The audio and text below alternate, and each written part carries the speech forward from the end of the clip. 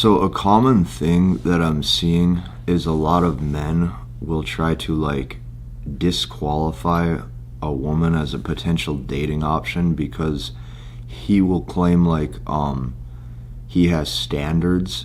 So he will say something like, "Oh, I have standards, so I'm not going to date a woman with that kind of behavior, even if she's beautiful." Or guys will say like, "Oh, I have certain standards, so I'm just going to continuously keep being the nice guy until I meet that special someone or until I meet that one woman who really likes me for me." What you're going to notice as you date more, well, some of you will notice this if you actually go out in the real world and get experience. Others, you're probably just going to keep watching these videos without taking any action ever. What you're going to notice, which is fine, keep in mind, like it's your life. What you're going to notice is that women don't actually care about your standards at all because they're probably not attracted to you. So a lot of guys, they'll be like, "Oh, well, I have standards, so she's going to have to earn me." The truth is she's not going to earn you. She's probably just going to think that you're weird. Because what you're going to notice is that women are never going to really ever like voluntarily associate themselves, like their own identity, with any kind of like negative behavioral traits. Like any type of behavior trait that they have, they're never going to think that it's a negative. If she parties a lot, she's going to tell herself that she's a free spirit. If she like, for example, a woman is also probably never going to like say, "Oh yes, I'm promiscuous," or like associate herself with like a promiscuous character or like a promiscuous identity or personality trait. She's going to say something like, "Oh, well, he was really hot," or he made me feel good, or he had a lot of status. Women will typically find a reason why they're doing everything. So whether you have women who have what you would call high value characteristics, or whether you find women that have different negative behavior traits in your mind, she doesn't care. Okay, she's never going to care about your standard. A lot of times they're just going to think that you're weird. So like, let's say you're super religious and you're saying something like, "Oh, well, I shouldn't do this, or I can't do this, or I'm not going to date you because of this." She might just think like, "Oh, that's strange," or "That's weird," or she might even say, "Well, you're the type of guy I wouldn't date anyways," or "You're the type of guy I don't like." Okay, so women are going to just choose the men that they find attractive. So what you're going to find right now is there's a lot of men coping, okay, with the current like dating market, if you want to call it that. And keep in mind, this video is not scripted at all. Like, I typically wake up and write notes, but this one I just like woke up and I just like saw this because I saw some of this weekend with some of the dudes that I know who are out. They would say things like, "Well, I have standards, so I'm not going to go talk to her," or "She's not the type of woman I would date," even though he thinks she's completely gorgeous, and you can tell. Women are just going to choose the men who they think are attractive. Now, what I can also tell you is this: women are hypersensitive to words. Okay, they are hypersensitive to words.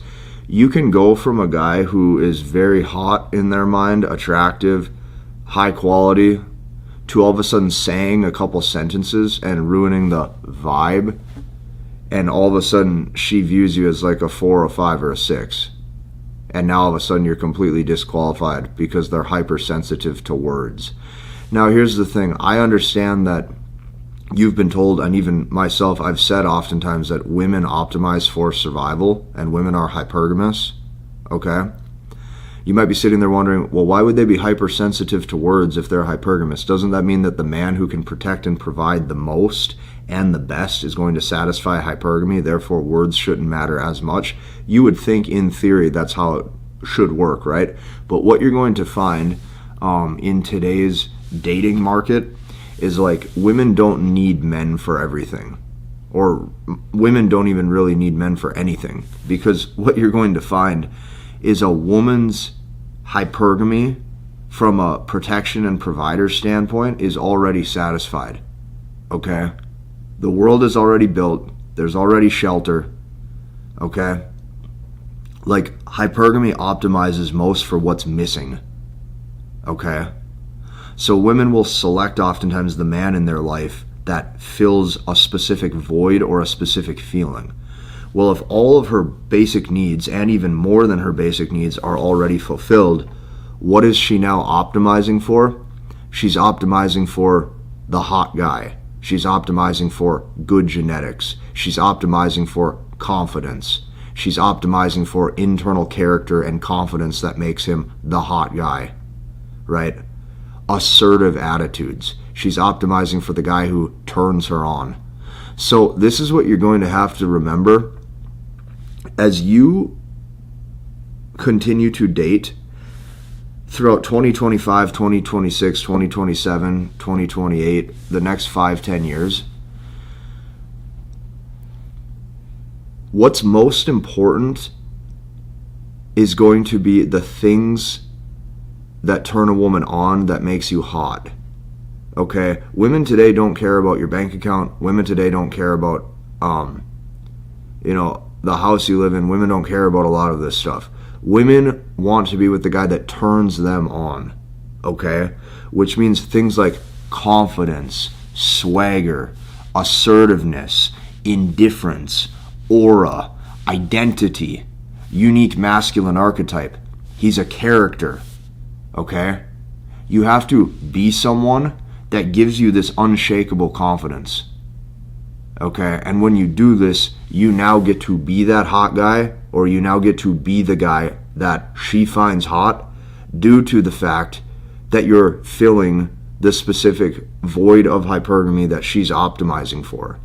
So I understand that this video is probably a little bit long-winded, but a lot of these guys who claim that they have standards, you're going to keep getting left for a different man. A lot of these guys who you keep saying, she's going to really have to earn me. She's not.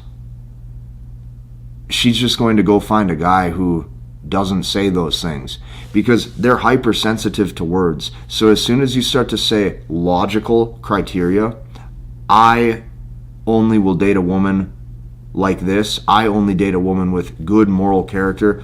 I only will date a woman who is professional and career oriented. She's going to look at you and go, what? Or she's going to go, you're weird. Or she's going to go, well, I don't like you anyways. And you might sit there and go, oh, well, she's just saying that because maybe she's angry that I have standards, or she's angry that I wouldn't select her. She's not. She's genuinely turned off at this point. She genuinely thinks something is like off. And she's going to go, well, the vibe's off. I don't feel the same way towards him anymore. If you're a man right now dating, you have to understand this.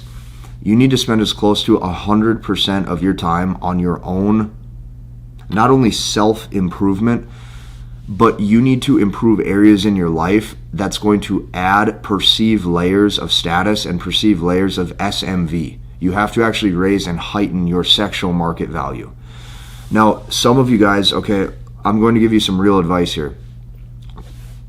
You have to take an objective look at yourself, and you need to really start filling in the gaps, okay?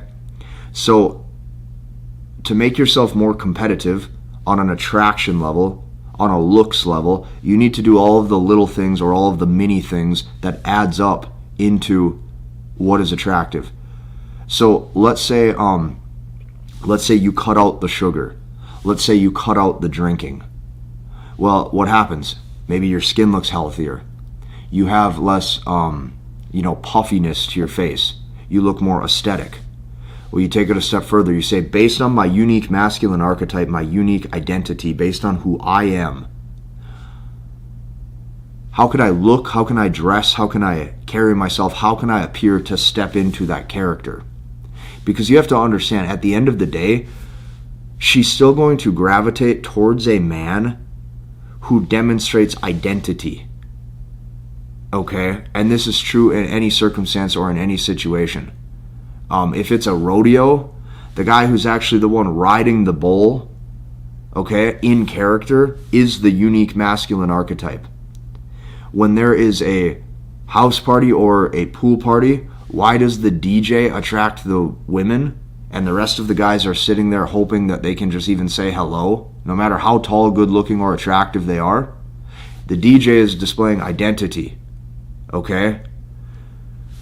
Why do a lot of, let's say, the nurses have attraction to the doctors or the surgeons?